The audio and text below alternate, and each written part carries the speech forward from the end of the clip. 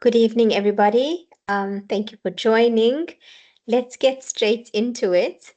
So I've got at the first slide asking for assignment one, your reflections. And I was just wondering, does anybody have anything that they want to share about assignment one's feedback, any questions that you still have? I did receive a few emails and we chatted via email, but I just thought to open the session rather than me giving you overall feedback, to take your feedback and see if there's anything that you wanted to share. So, any ideas, any thoughts? You can pop them in the chat box, or if you want to unmute, just raise your hand and then you can ask. If there's nothing and you're all good, can you give me a thumbs up in the chat box, please?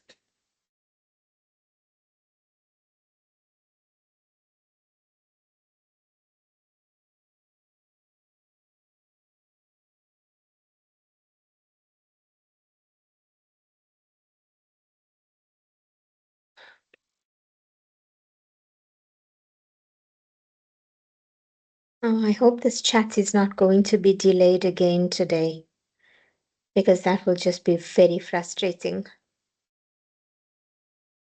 Okay, I can see some thumbs up coming. Okay, great. Diana, Sunette.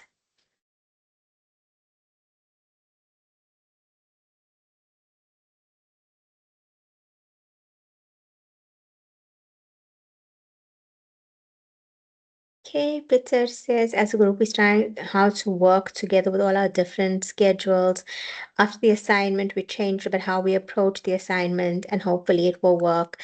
Okay, that's great. And that's always, it's so interesting that you said this, Peter, because I was like right now, before coming into the session, developing an assessment for another module in another qualification. And for that assignment also, I was looking at group work, but because it's a first year undergrad module, then I was thinking, to include a group contract and feedback form. And that's actually one of the things that I included in the contract. And it is, of course, based on feedback that I received from this group, and that it's difficult to find common time to meet because everybody here has different work schedules, different family schedules. So it's not always easy. And very often, like, what might work is just to have like a shared document and then everyone, throw their ideas on, and that could be like your starting point. And then, of course, then have a meeting, to decide where you're going to go from there.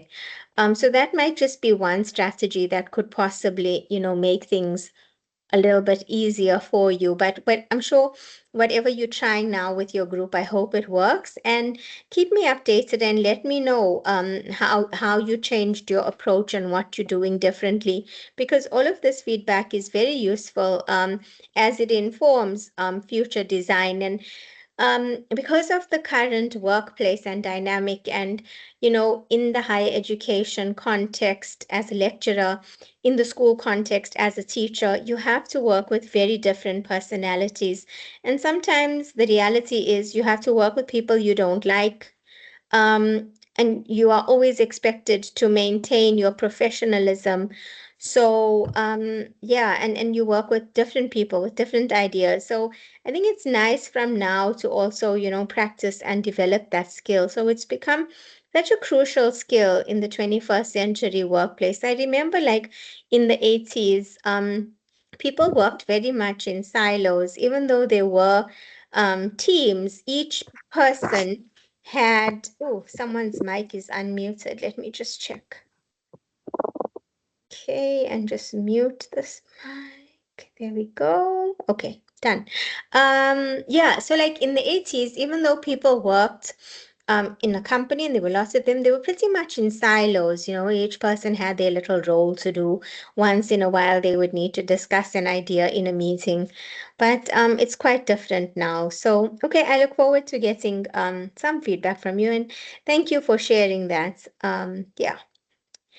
Okay, so just from my side, what was needed, and it came through very strongly. The quality of your submissions were really good. You just needed to provide a clear response and demonstrate a clear understanding and show comparisons. So that was very important to make sure that you were comparing apples with apples.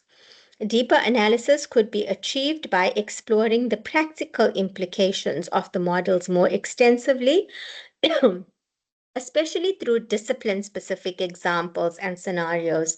So I know that is still a little bit difficult because the concepts are still so new, and all these models are still so new, and you're still trying to understand them. And then to take them to the next step and apply them to your discipline, you're not quite there yet, but hopefully by the time we get to the summative and you're working independently, you would have gotten to that point. There should be no referencing errors by this stage, and I'm still seeing in some submissions quite disappointing. There's some author's initials in the in-text reference. Sometimes there's brackets around the dates in the reference list. So like those minor things, they niggly, they should not be there, okay? And then please manage your time well. You've got this 2-week midterm break coming up. And then I know the week after that, there's a public holiday. So obviously, I don't see you for CURS. So you've got now quite a bit of time, to get up to scratch and up to date and get everything on track. And, I think it's just such a nice idea to have this little break to give you also time to just regroup and recoup. So do that, but don't stop working. I know it's a midterm break, but the reality is if you want to come out smiling on the other side, you have to maximize every opportunity and do some work, even if it's just like a little bit every evening or something. Okay. Yeah, so if you manage your time well, then you will avoid missing questions or submitting late. So just make sure, and yeah, that you submitting on time. Check your Turnitin report, because then if something's not right, you'll spot it there also. Okay, so let's move on. We are at Learning Unit 4. We had Learning Unit 4 today. Why did I think it was Learning Unit 3? Because these are the learning outcomes for Learning Unit 3. I'm so terribly sorry about this. I'm not sure how I mixed this up. But yeah, okay, so just ignore the themes here. Um, I somehow put Learning Unit 3 once on Learning Unit 4. I don't know why. How could I have mixed that up? Okay, sorry about that. I'll figure this mystery out later. But we are looking at Learning Unit 4, which is course design for significant learning. Okay. The themes for that, obviously, you can find in your module outline. But if you want to go through them quickly, let me just open it quick. I do want to open the assignment 2 as well at the same time. Just give me 1 second.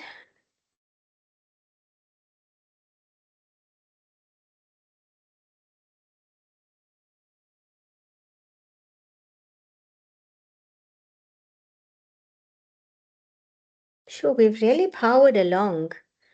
I can't believe we are already at this point. Okay, so Learning Unit 4 is course design for significant learning.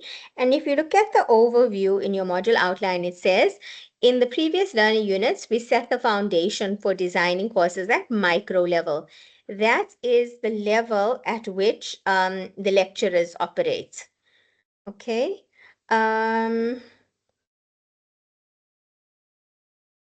Thank you, Peter. Yes, yes, that is the one that we are looking at today. Immediately when I know theme 3 for Learning Unit 4 is consolidation. So immediately when I saw that slide, I was like, what happened here? Something's not right. Thank you. Um, so here we are looking at applying different approaches, methods, and tools to design courses aimed at creating meaningful learning experiences for students. And then we look at 3 phases, each consisting of various steps to create these courses, including building the primary components of a course, creating the whole, and then consolidating the design, putting everything together. So the first theme is building the primary components of a course. The second one is creating a coherent whole. And then the third one is consolidation. Okay, so that's where we are at, and not these ones that are on the slide. I will make that change. So theme 1, building the primary components of a course. I have 3 questions here. If you could please put some responses in the chat box. Have you ever developed a module, subject, or course from scratch in higher education? Please. So have you ever been involved? It doesn't matter if you haven't. You can say no, because not everybody is at the same level of tenure or experience. We all at different stages. So if you've never developed one before, that's fine also. But if you have, then yes. Okay, considering what you now know about ICD and all the things that we covered in Learning Unit 3 and the principles, as you did in your last ICE task, where will you start if you have to develop a module from scratch, and why? And then finally, what would be the first few aspects that you'll have to make decisions about? So where will you start with considering integrated course design if you are developing a module for the very first time? And what will be the first few aspects that you'll have to make decisions about? So imagine that you are developing a brand new module for the very, very first time. Where will you start, and what will be the first aspects that you make decisions about? Okay, so this needs a little bit of thought, but I think after completing Learning Unit 3 and the ICE task, you'll have a pretty much good idea. So about 8 minutes will be fine. It's now 7:42, so at 7:50, if you could please throw some responses in the chat. Thank you.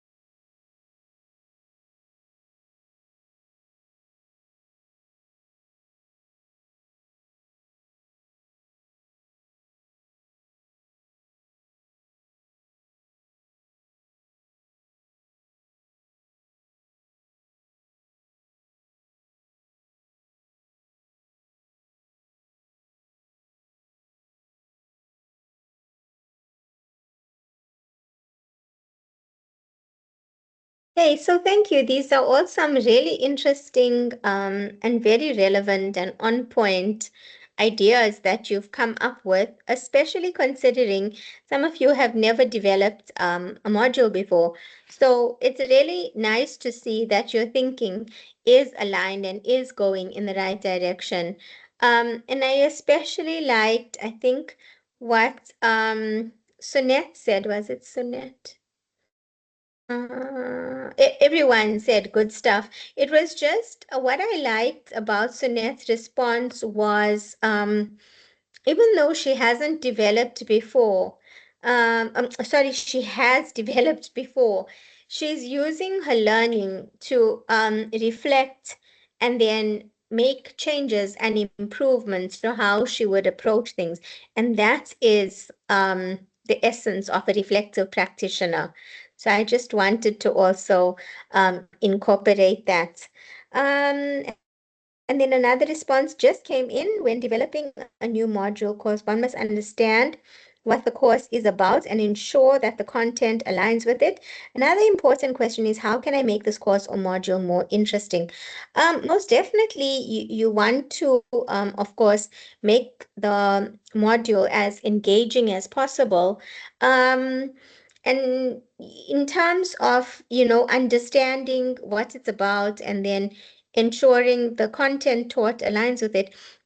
For those who have developed before, I don't know if this has ever happened to you, but where you're given a module name and sometimes you might get module outcomes and the purpose, and then they like, okay, this is what we're giving to you, you go develop. This is what the CHE wants as part of this qualification. So we're giving you the module purpose and the outcomes, and you go and develop. And sometimes you might not get the purpose and outcomes. You might be involved in the module development from its basic inception where it just has a name, and then you have to figure out what would be the purpose of this. How would it fit into the rest of the qualification? How do I make it meaningful and stand outish and do something different that the other modules are not doing?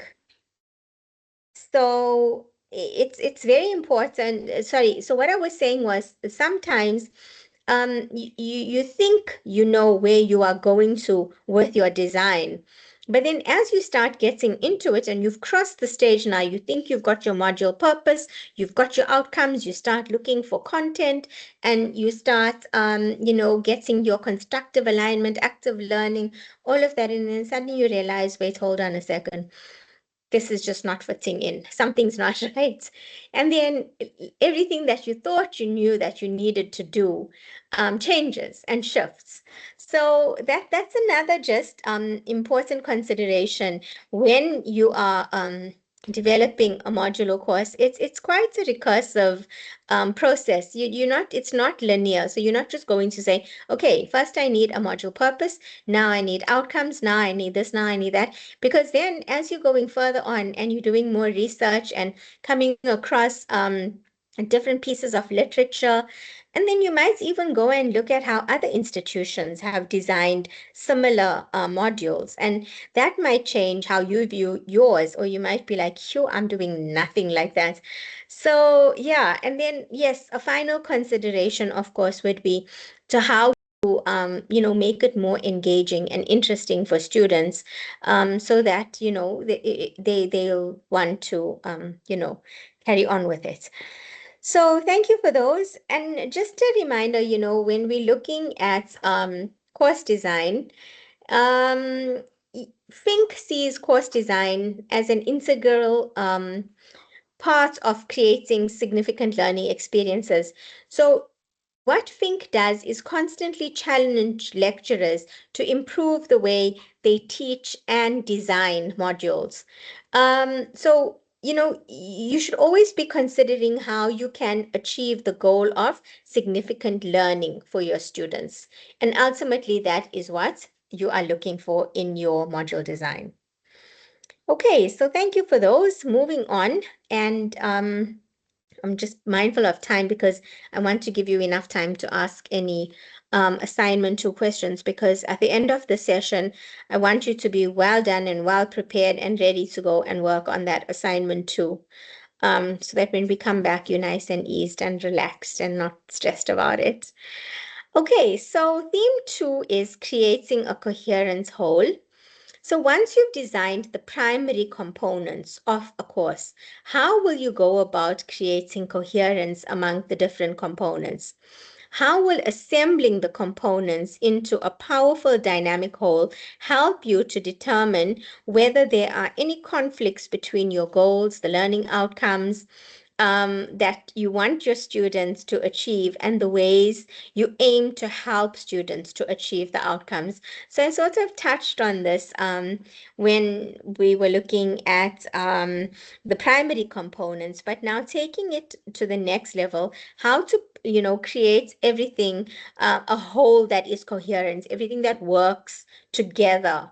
How would you go about doing this? So if you have any ideas, and there's no right or wrong, as you know. So any ideas that you have about one of these 2 questions, if you could pop it in the chat box. And I don't want you to think too much about this, or if you don't know, that's fine also. So maybe just 5 minutes. It's now 57 minutes past 7. So maybe like by 2 minutes past 8, if you have any ideas, then please pop them in the chat box.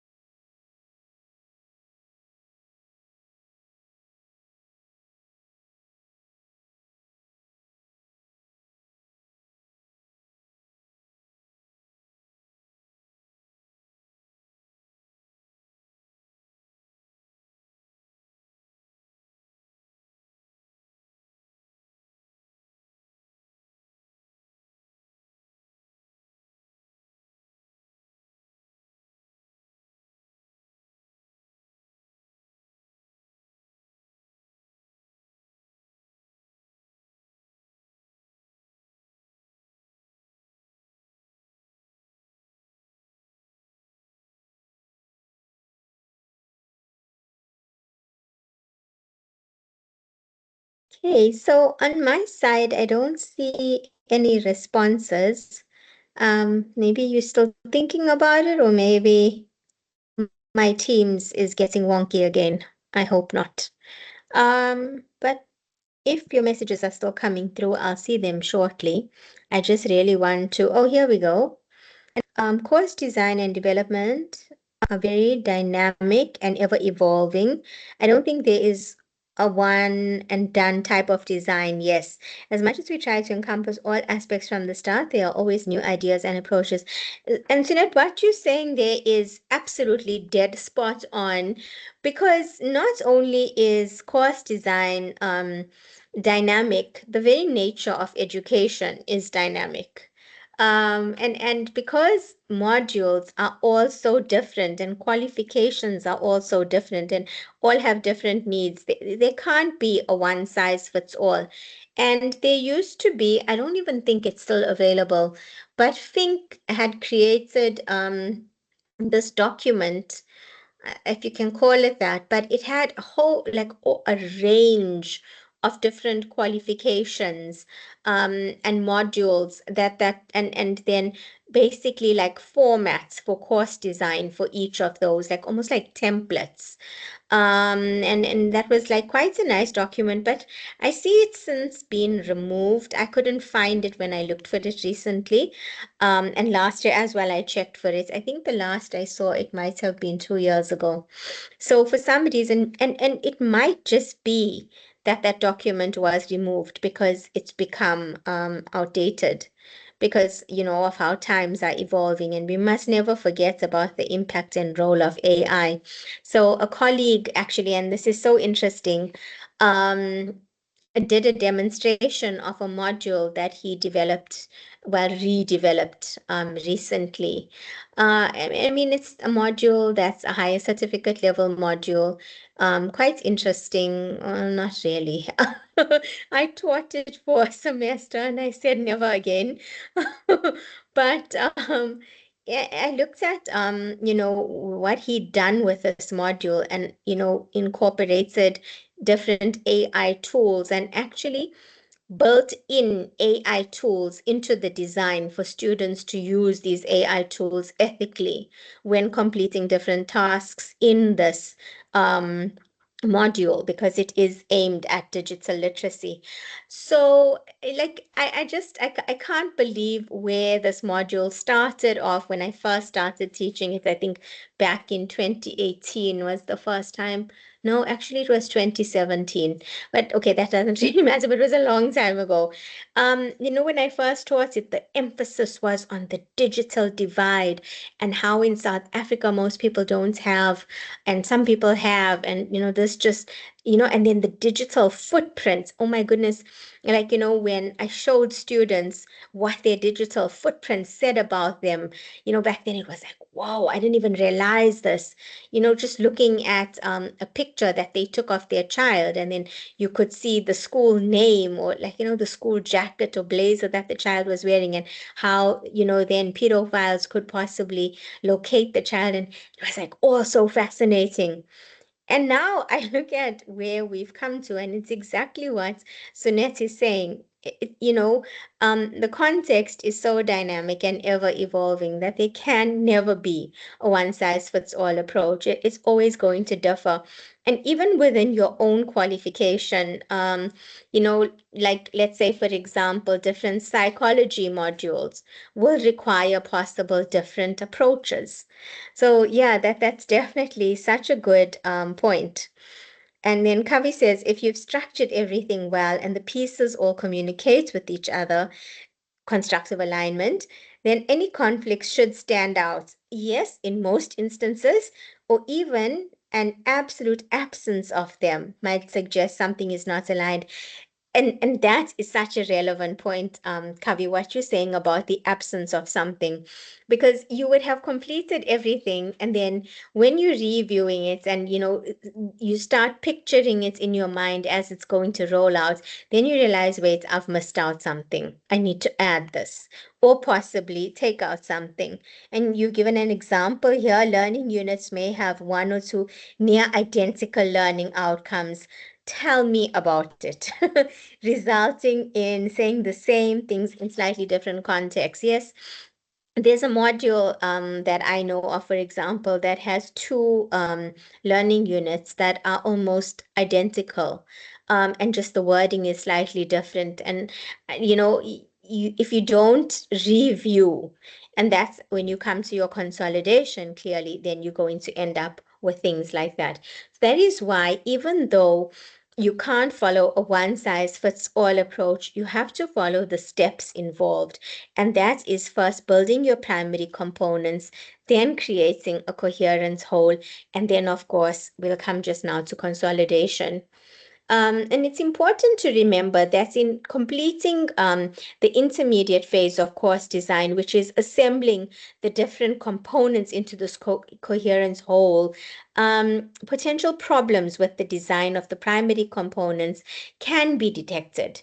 And then the necessary changes can be made before you go on to the final phase. So that's the purpose of creating the whole. It's not necessarily just putting everything together, but it's also looking for, as Kavi said, the absences and any gaps, or anything extra that you have that, you're like, this is just going to overwhelm the students. Let's rather take this out. Or you could notice that there's repetition from another module within the qualification, that you shouldn't have. Okay, so then theme 3, the final one, which is consolidation. Here, how can a fair and educationally valid grading system be put together? Which elements would you consider when selecting content for a course? And how will you review a course to identify and address potential problems? So these are questions. I'm not expecting a response for these, but you can think about them when you're working through theme 3. Um, the integrated course design model basically looks for major change in the way that you would typically design a module. So it is challenging and it is time consuming compared with just, putting a course together in the traditional sense. Um, what happens is when you build the kinds of courses, what you will get are the types of courses that exemplify the principles of good course design, then it's going to benefit the lecturers and the students long term. Because then everything fits together within the module and then within the broader qualification. And you've put into place structures and safety nets that will allow for reflective practice. Because you can see the last point here, how will you review a course to identify and address potential problems? And here I'm sure you're already thinking about strategies such as checklists. Maybe you can even put it out to the rest of the lecturing team and say, have a look at this, peer feedback, whatever the case might be. Okay, so are there any questions about this? Is everything, I mean, I don't expect it to be 100% clear now. You're only going to start really engaging with it fully next week. But is there anything that you don't get or you want to add? If all is good, you can give me a thumbs up and then we can move on.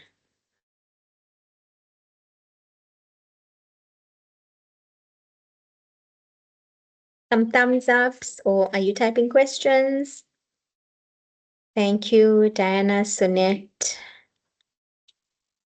Akona has, a thumbs up. Okay, Peter, thumbs up. Great. Okay, if anyone, I see another thumbs up, another one. Okay, great. Perfect. So I think everyone's okay with having a foundational understanding to build on now, which is what I wanted to achieve this evening.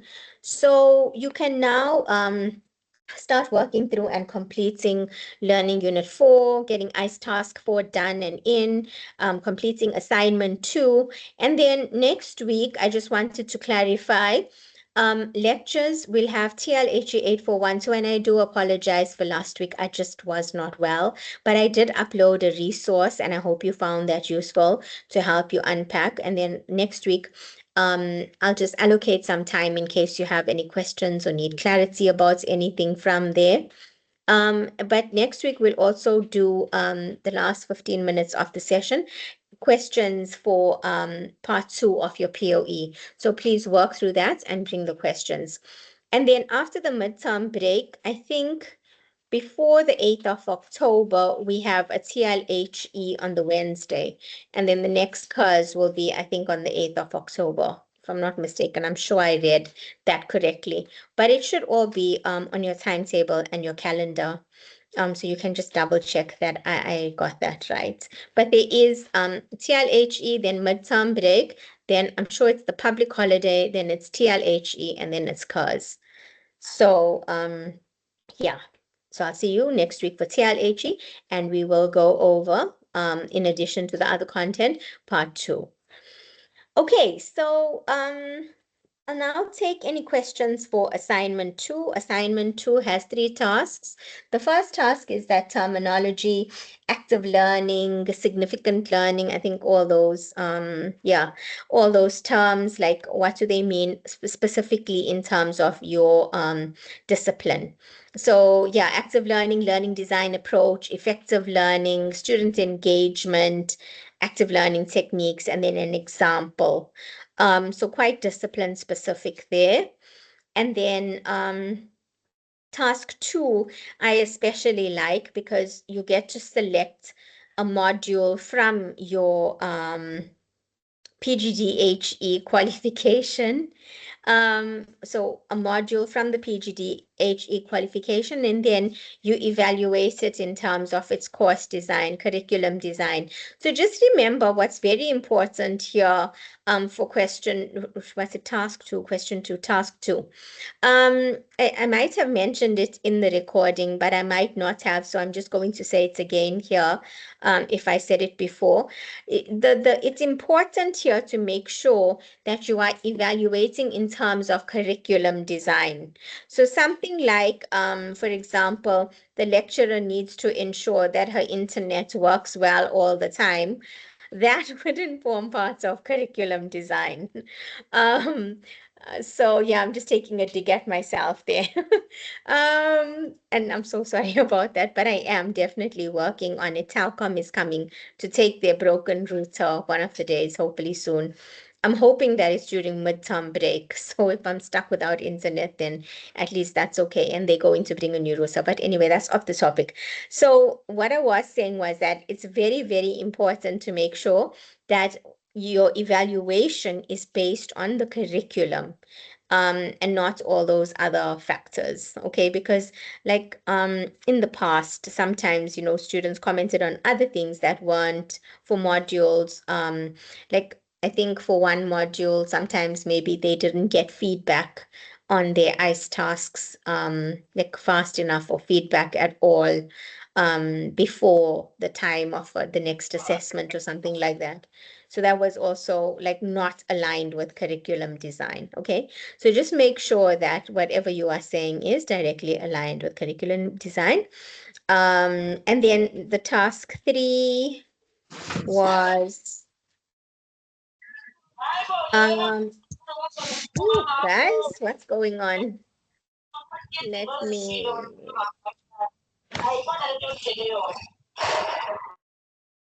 okay. Thank you for that. The task 3 is where you have to develop an approach to optimizing course design, looking at learner-centeredness to achieve curriculum alignment. Sorry, to enhance learner-centeredness and achieve curriculum alignment, okay? And for that one, you are given some points to help structure your response. Yeah, so use your headings and your subheadings. Make sure you use your headings and your subheadings. Then everything is structured nicely. Okay. And then, yeah. Okay, so your questions. I was hoping by now you would have posted some in the chat. Let's see. Oh, here we go. Should we provide a reference list after each task or a consolidated one at the end? So, Kavi, what I found in the past is that students prefer for this module and for TLHE, they prefer to do a reference list at the end of each question. So, I'm very happy for you to do that, to compile a reference list at the end of each question. Not question, task. At the end of each task, you can, yeah, put a reference list. So that's fine. Okay, other questions?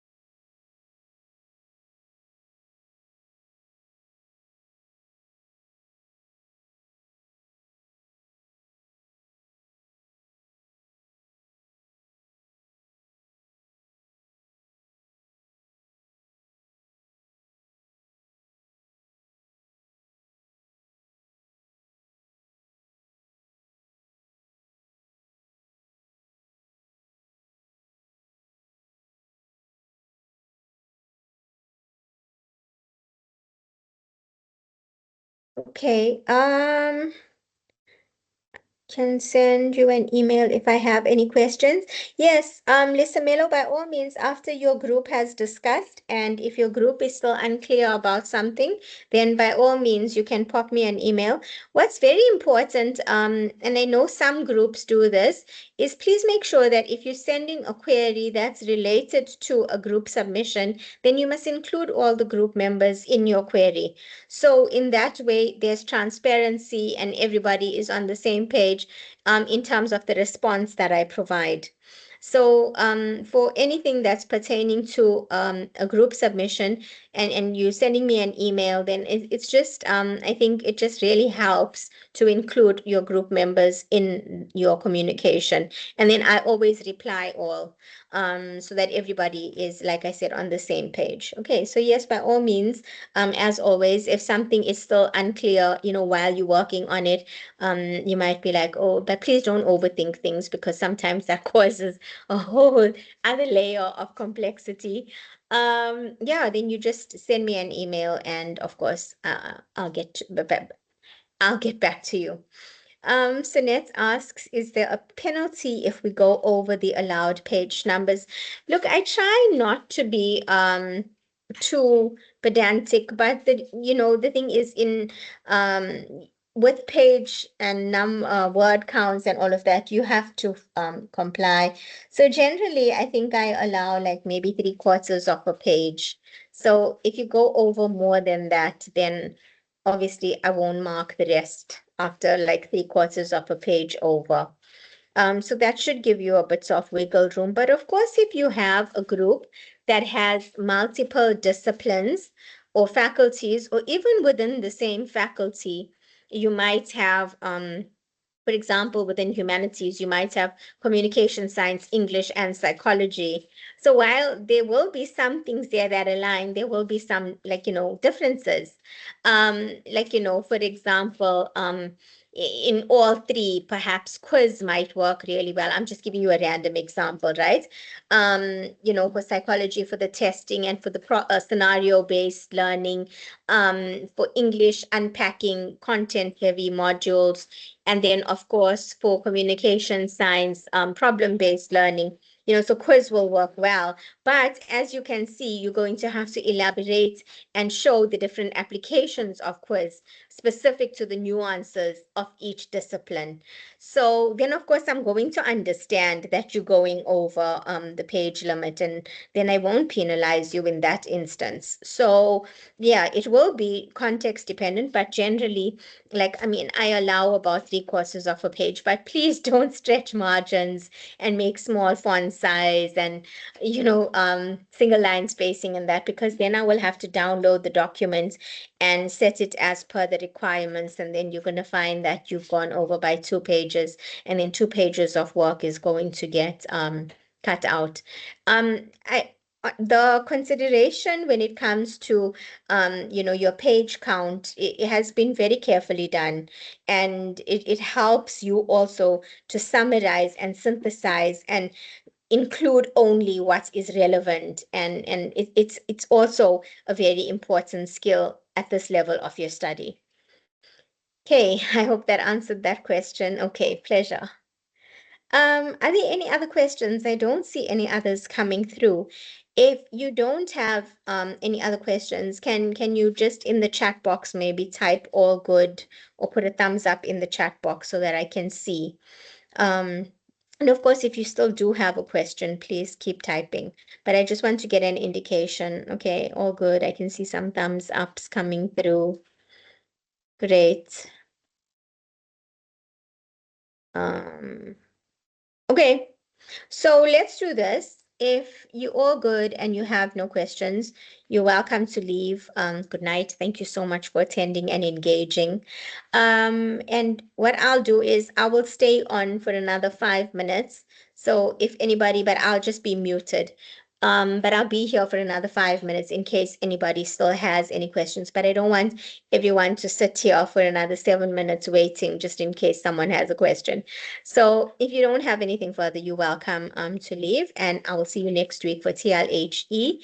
But if you do want to ask something, then I'm still here for another 5 minutes. Okay, so if you're leaving, good night. Have a lovely evening.